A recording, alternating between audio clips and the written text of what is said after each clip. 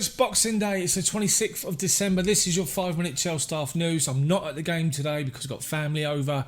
Gonna watch it on Amazon instead. But there's loads to feature today, so let's get cracking in just 5 minutes.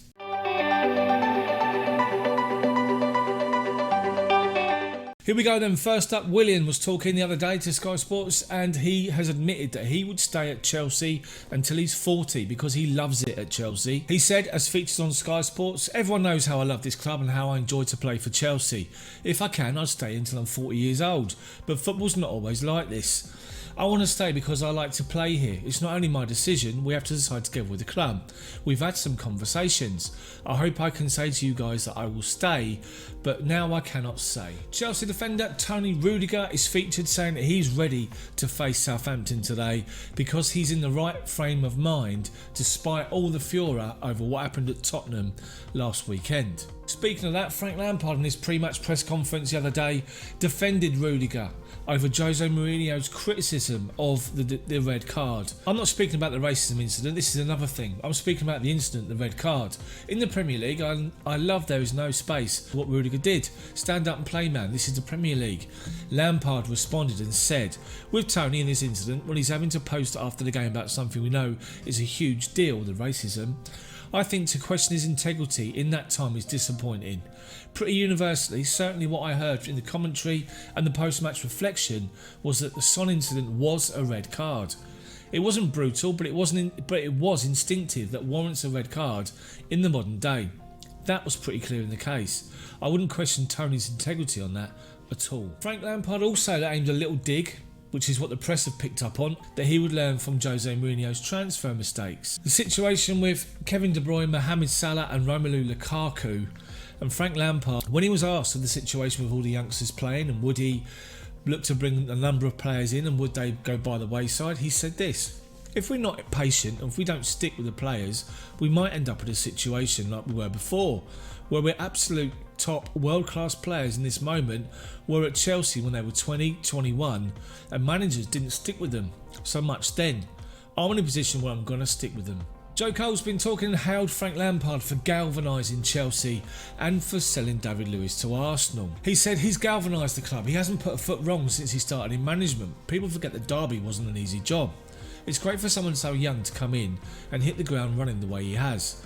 The confidence he exudes, that bodes well for the future. That steeliness comes through. Teams are a reflection of their managers, and I'm sure he'll try to get that through to his players. Allowing David Luiz to move on was a massive decision, knowing he had Tomori. He has been brilliant and you can only give him praise. So to the transfer window, which is approaching in a couple of days' time, and Football London run a poll amongst the Chelsea fans as to what the most important transfer would be, and 72.5% of the votes indicated that the most important decision would be to find a left back. So to more transfer news in the Express, and Chelsea make decision on Jadon Sancho transfer for January, as Dortmund make £100 million demand, and it's being reported on here that Chelsea are not prepared to meet the £100 million asking price, and they're now looking at Timo Werner from Leipzig and Wilfried Zaha from Crystal Palace as alternatives. More on Olivier Giroud, and it looks as though Steven Gerrard at Rangers has contacted Chelsea and Frank Lampard to try and do him a favour in the transfer market and allow him to talk to Giroud with a view to take him over to Scotland. As we all know, Giroud is going to go. It looks as though he's going to go, and I just wonder if Scotland will be somewhere where he'd like to go. Finally, now to the game today against Southampton. Football London. Chelsea want to see key winger return to the starting team against Southampton, and it's all about Callum Hudson-Odoi.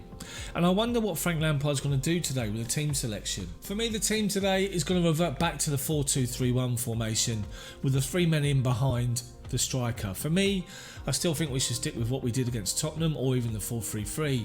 But with Mateo Kovacic being suspended and Cesar Azpilicueta with a knock, we're going to see some changes. So 4-2-3-1 for me is the way forward. I don't know how you feel about this, but I believe with Arsenal coming up again on Sunday, some rotation will take place in certain positions. So for me, today against Southampton, in goal, Kepa, right back, Reece James, Toni Rudiger, Andreas Christensen, Emerson.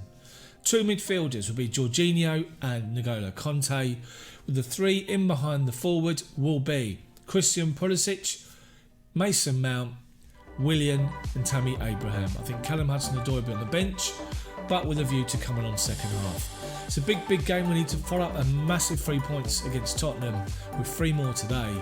And if we play like we know we can, on paper, we should do this. Come on Chelsea, let's get the right result and performance. Thank you so much for watching. If you like the video, smash the head out of the like button for me and then hit that subscribe button if you haven't done so already.